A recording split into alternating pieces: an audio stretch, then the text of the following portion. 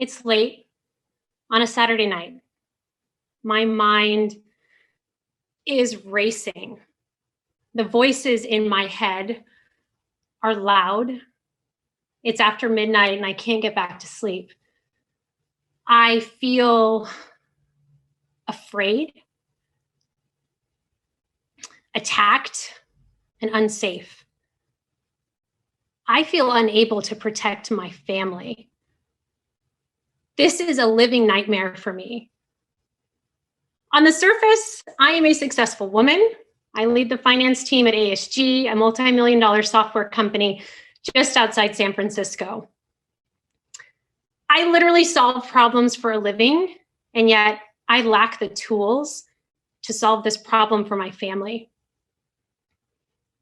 My husband, Phil, is also in finance. He's South Indian, and he would be the first to agree he is a tall glass of water.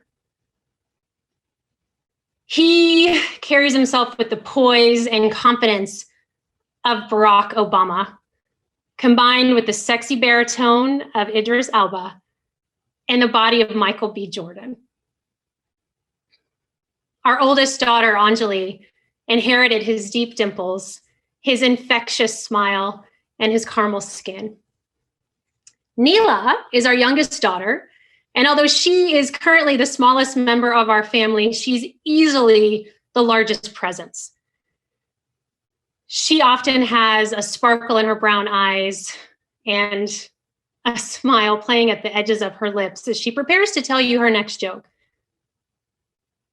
As a parent, one of your biggest goals is to keep your family safe. And on this night, I feel like I'm failing. In a few days, our country will inaugurate the 45th President of the United States. An individual whose demonstrated values are in direct opposition to everything my life stands for. This is an individual who has unapologetically fanned the flames of racism and misogyny. A few days after the election, someone in our community felt emboldened enough to paint graffiti above the water fountains at the local high school, a high school that our daughters will attend.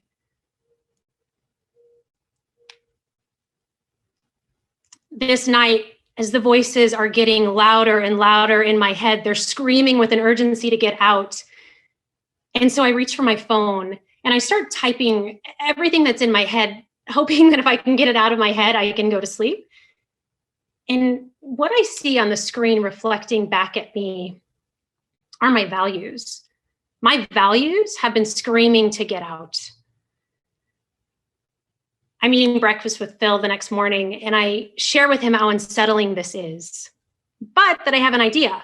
I have an idea for how to channel all of my energy. We have a wall in our family room, and over the years, different pieces of art have cycled through, and it's never really come together. And so my idea is to create a gallery wall with multiple shapes of canvases that we could lay our family's values on. I'm in finance. I am not an artist by any means. This is an ambitious goal. And to top it off, I have the crazy idea to enlist our 3- and 5-year-old daughters to paint the canvases. Phil agrees, mostly because I think he knows I need this for my soul. And before you know it, the girls and I have transformed our tiny garage into an art studio. We each have our own art painting station, our own easels, our palettes of paint. And for smocks, we're wearing these giant oversized Golden State Warrior t-shirts, the kinds you get when you go to a game, which is fitting because part of our family values is an unwavering support of the Golden State Warriors. Go Dubs! We paint 30 canvases this weekend, and we put 30 of our values on them. And I still don't know how it all came together the way it did. But when you see it on our wall, you see every color of the rainbow represented. And it looks kind of like this brilliant sunrise crescendoing and then fading into a deep blue, like part of the sunset. And it feels right. It feels right. And it feels even better that our daughters helped create it and that it's part of our family. In 2017, our family builds a wall. We build a wall, a gallery wall of our values. And today I would like to take you on a tour of our gallery wall. I think the best place to start is right in the center, where it's a deep crimson red, and there's this center canvas that's square in shape, and it reads, "The colors of us." Phil and I, it's always been important to us, raising biracial children, that we talk openly and comfortably about race and skin tones. And there's this beautiful book by Karen Katz called The Colors of Us. And in it, there's a 7-year-old girl who is going to paint a portrait of herself. And her mother is an artist. So she goes to her mother and asks for some brown paint. And her mom says, if we mix and blend the right amount of red, yellow, black, and white, we'll get the right color brown for your portrait. She says, "Mom, brown is brown. I just need the brown paint." And she says, "Let's go for a walk." And so the mom takes her daughter for a walk around their neighborhood in New York City. And they encounter friends, family members, shopkeepers they know. And the daughter starts to realize that everyone has a different skin color. Her own is cinnamon. Her mom's is more like French toast. One of her best friends is like a deep, dark chocolate cupcake. And another friend is honey. She realizes in that moment that there are many colors of us and many shades of brown as well. At the end of that book, there's this 2-page spread, and there are handprints of different sizes around the border. And all the handprints have different shades of skin tone. And so when we finish reading the book, we always put our hand next to whatever hand represents us. And there's always one that matches us, and there's still many more. Our family decides to march in the Women's March in 2017. And when we're designing our poster board, we trace our own hands around the border of the poster. And we color in our skin tones. And in the middle, we write, "This is us. This is us." But we capitalize the U, period, capital S period, because this is also the US. This is our beautiful tapestry of America. The colors of us. Next on our gallery tour, I would like to direct your attention slightly to the right and up one canvas. And so we're going to exit the deep reds and go a little bit into the purple. And there's this rectangular canvas that says Black Lives Matter. In the summer of 2020, Phil and I watched with the world the murder of George Floyd. We shared a version of this story with our daughters, who were shocked at the violence, angry at the injustice, but mostly confused by the lack of humanity, all for the color of someone's skin, someone whose skin color isn't all that different from their own. That weekend, I joined a mom's group, and we decided to march from the high school, the same high school that a few years earlier had the graffiti. We marched for 3 miles to the center of town. And then when we get to the center, we realize we're not done. We still have so much energy. We want to stand on the corner and protest and have our voices heard. And so I quickly rush home to grab some snacks and some water. When I get home, my girls greet me at the door and they say, "Mommy, are you done marching?" And I say, "Actually, I'm not. I just came home to grab snacks and water. I'm going to go to the corner. I'm going to protest." And they say, "Can we come too?" And I say, yes. In that moment, it was important for them to have their voices heard. Granted, they also wanted the snacks. And so we went around the house to grab some signs that we could all have with us. And I immediately grabbed the Black Lives Matter canvas off the wall and a few others, and we go to the corner. My daughter Neela and her friend Sloan make a game out of marking a tally for every car that goes by and honks in support. And it doesn't take long before they have over 100 tallies.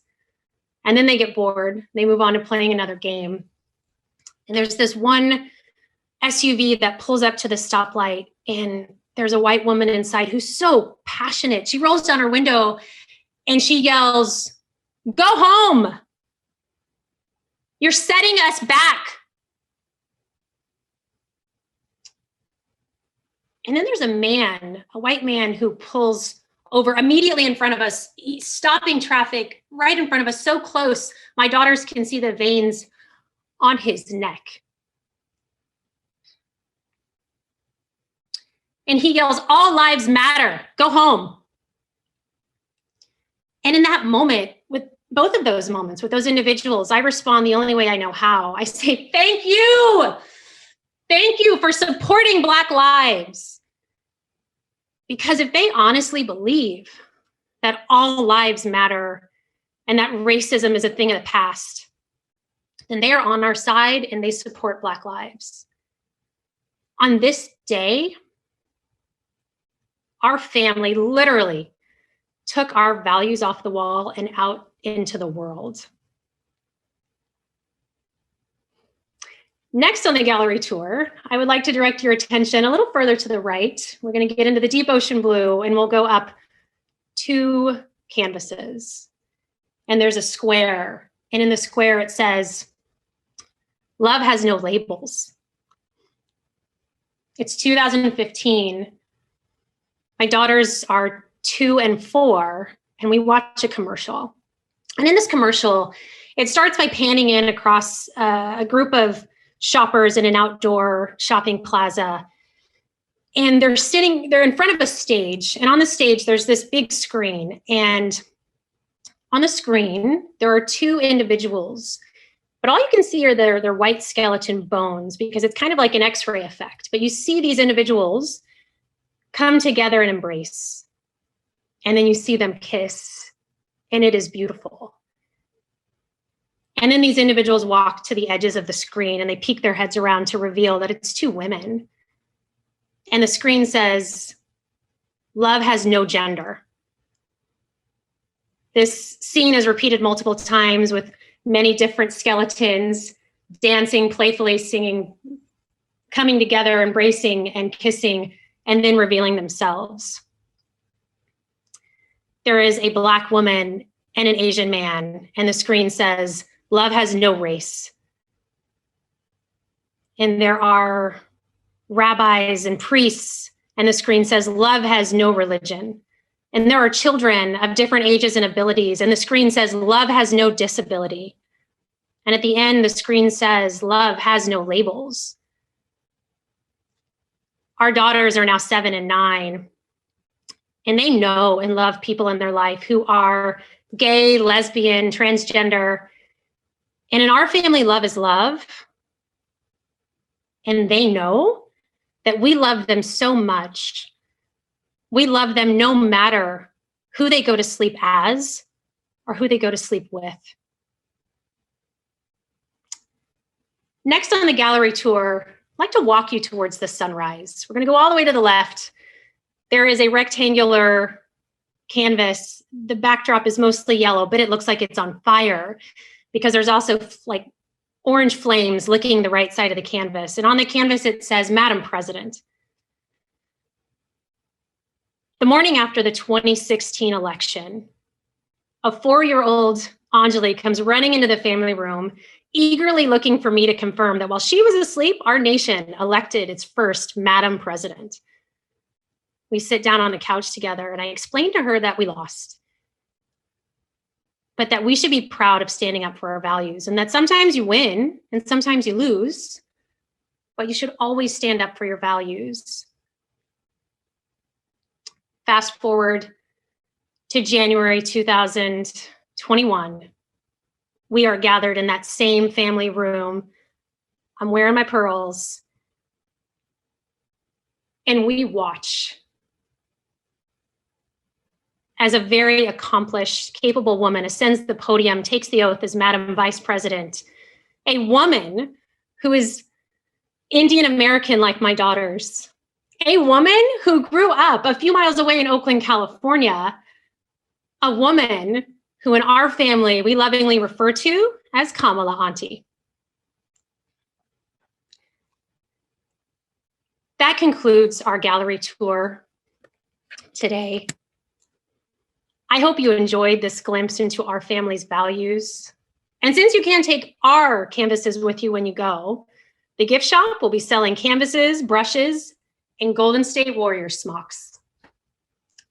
But before you go, I'd like to invite you to close your eyes